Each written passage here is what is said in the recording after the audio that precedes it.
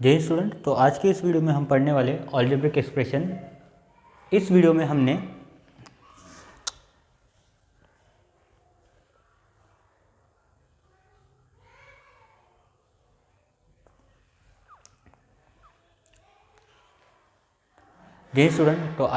हम पढ़ने वाले हमारा चैप्टर नंबर 9 अलजेब्रिक एक्सप्रेशन। पिछले वीडियो में हमने प्रैक्टिस जोन 3 और प्रैक्टिस जोन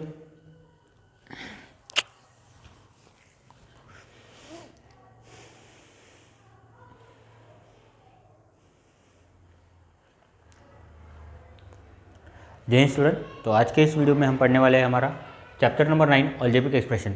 तो पिछले वीडियो में हमने प्रैक्टिस जोन 4 का क्वेश्चन नंबर 3 जो है वो हमने सॉल्व किया था। तो इस वीडियो में हम उसके आगे वाला टॉपिक पढ़ने वाले हैं। तो उस टॉपिक का नाम है हमारा finding the value of an expression. अब finding the value of an expression क्या होता है? तो जो भी हमें एक्सप्रेशन दिए गए होते हैं उसको जब हम इवेल्यूएट करते हैं किसी पर्टिकुलर वैल्यू पे, तो उसका क्या फाइंड करते हैं? हम वैल्यू करते हैं कोई एक्सप्रेशन का वैल्यू क्या हो सकता है। तो ये जो पर्टिकुलर टॉपिक है, तो ये टॉपिक हम किसी एग्जाम्पल को यूज़ करके समझते हैं, क्योंकि विदाउट एग्जाम्पल इसे समझना थोड़ा सा डिफिकल्ट होता है। तो उन्होंने एक एग्जाम्पल बोला है, find the value of the following expression. तो ये हमारा पहला एग्जाम्पल है, find the value of the following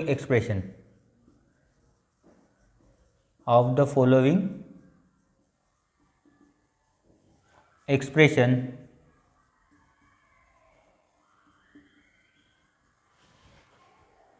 for t equal to 2 for t is equal to 2। तो उन्होंने इस एग्जाम्पल में कुछ एक्सप्रेशन दिए हैं जिसमें वेरिएबल क्या है? t है, जिस वेरिएबल t की वैल्यू क्या है? 2 है। तो देखते हो कौन से एक्सप्रेशन है। उन्होंने पहला जो एक्सप्रेशन बोला है, तो पहला एक्सप्रेशन उन्होंने बहुत सिंपल दिया है, क्या है? t plus 7। ये क्या है हमारा? ये फर्स्ट एक्सप्रेशन है। अभी उन्होंने क्या बोला है? Find the value of the expression for t equal to 2। मतलब इस एक्सप्रेशन में हमें क्या करना है? t की वैल्यू कितने दी गई है? हमारी 2 है। तो हम क्या करते हैं? t प्लस 7, ये क्या है हमारा एक्सप्रेशन है। इसमें क्या करते हैं हम? t की जगह क्या लिखेंगे? 2 लिखेंगे। पर कैसे? पुट t की वैल्यू कितनी दी है उन्होंने? 2 दिए, तो क्या लिखेंगे? Put t equal to 2। अभी ये जो एक्सप्रेशन है t प्लस 7, इसी में t की जगह क्या करना है मुझे? 2 पुट करना है, प्लस क्या ये बचा मेरा? 7।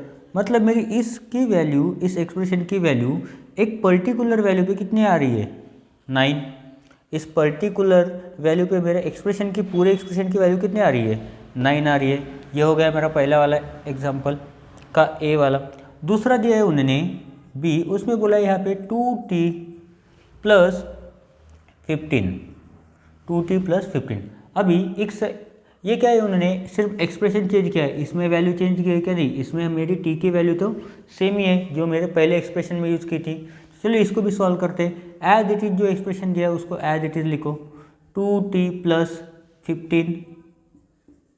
उसके बाद मेरी t की वैल्यू कितनी है? मेरी t की वैल्यू थी, तो यहाँ पे लिखो put t is equal to 2। Put क्या करना है? t is equal to 2। तो यहाँ पर लिखता हूँ मैं 2t plus 15 is equal to 2। ये t क्या है? मल्टीप्लाई में 2 टाइम्स t, मतलब 2 टाइम्स क्या होगा? t की वैल्यू कितनी है मेरी? 2 है, प्लस 15 कितना होगा? 2 2 जा 4, ये प्लस 15, मतलब 4 प्लस 15 कितना हो गया मेरा? 19। 4 प्लस 15 कितना आता है मेरा? 19। तो ये हो गया मेरा बी वाला। उसके बाद उन्होंने एक और दिया है, वो है सी वाला। तो ये सी भी सॉल्व करते हैं हम। ये बुक में सॉल्व करके दिया गया है, ये जो एग्जाम्पल्स है उन्होंने बुक में सॉल्व करके दिए हैं।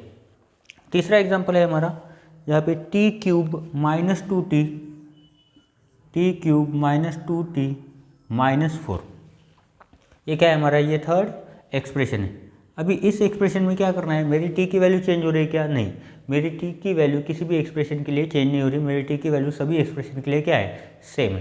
तो चलो लिखते हैं expression as it is, t cube minus 2t minus 4।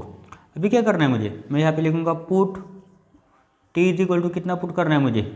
2 put करना है। चलो लिख दिया है। तो यहाँ पे एक्सप्रेशन एज इट इज लिखो, t क्यूब -2t-4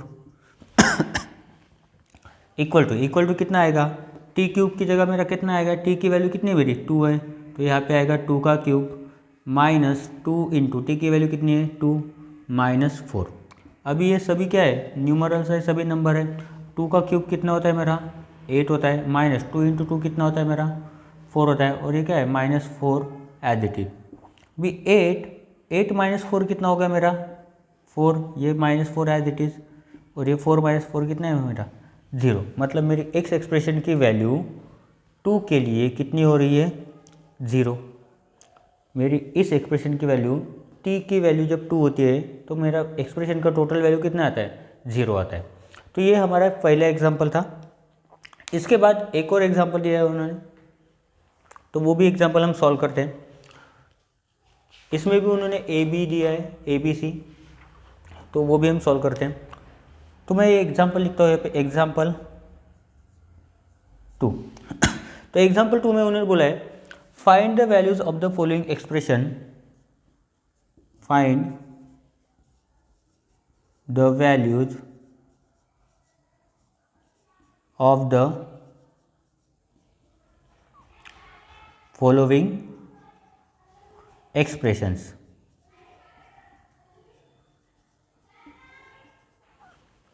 उन्होंने वैल्यू भी दी है expressions for x equal to कितना दिया, z इक्वल टू कितना दिया उन्होंने -5। यहाँ पे x ने यहाँ पे दिया है z इक्वल टू -5। अभी इसमें क्या बोला है उन्होंने, सेम ही एग्जाम्पल है, एग्जाम्पल क्या है सेम ही है, बस उन्होंने क्या किया है, वो भी उन्होंने वेरिएबल चेंज किया। अभी क्या दिया है वेरिएबल z, तो हमें क्या फ़र्क पड़ता है, हमें क्या करना है, बस उस वैल्यू को उठा के उस एक्सप्रेशन में रख देना है। तो चलो ए वाला देखते हैं। ए वाले में उन्होंने बोला है z+30। इन दोनों एग्जाम्पल में अगर डिफरेंस देखें तो इस पहले वाले एग्जाम्पल में t की जो वैल्यू थी वो पॉजिटिव थी, और दूसरे वाले एग्जाम्पल में जो z वेरिएबल की वैल्यू है वो क्या है नेगेटिव है। तो हमें उससे कोई लेना नहीं, जो भी उन्होंने वैल्यू बोला है दिया है वही हमें उस एक्सप्रेशन में क्या करना है पुट करना है। तो चलिए सॉल्व करते हैं। z, तो z क्या है, z+30 हमारा एक्सप्रेशन दिया गया है। क्या लिखेंगे यहाँ पे, put z is equal to कितना आएगा -5। z यहाँ पर भी लिखा है, z की जगह आप -5 लिख दो। z+30, z की वैल्यू क्या है अभी -5 + 30।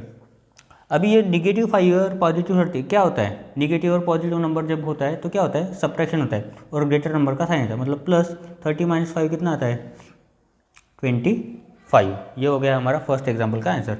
उसके बाद उन्होंने दूसरा भी दिया है बी वाला, तो वो भी हम सॉल्व करके देखते हैं।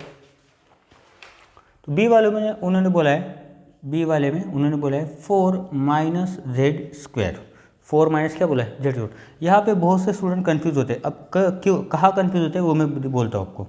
यहाँ पे क्या देखिए 4 - z², वैल्यू क्या है z की, पुट z इक्वल टू कितना है -5। अभी देखो कंफ्यूज कहाँ पे होता है, ये मैंने एक्सप्रेशन लिखा 4 - z² इज इक्वल टू, यहाँ पे मैंने लिखा 4 माइनस, बहुत से बच्चे यहाँ पे डायरेक्ट लिख देते हैं 5, ये रॉन्ग है। ये एक्सप्रेशन के अंदर का ऑपरेटर और -5 हमारे सेपरेट, तो यहाँ पे क्या लिखेंगे -5 उसका स्क्वायर। किसी भी निगेटिव नंबर या किसी भी नंबर का स्क्वायर क्या होता है हमेशा पॉजिटिव होता है। तो 4 - 5 का स्क्वायर कितना आता है मेरा 25, और अभी जो यहाँ पे किया था 25 - 4 कितना आएगा 25 - 4 आता है 21, और ग्रेटर नंबर का इसमें लगता है साइन। ठीक है, तो सी वाला एग्जाम्पल जो है, ये सी वाला जो एक्सप्रेशन है मैं यहाँ पे लिखता हूँ 3z² - z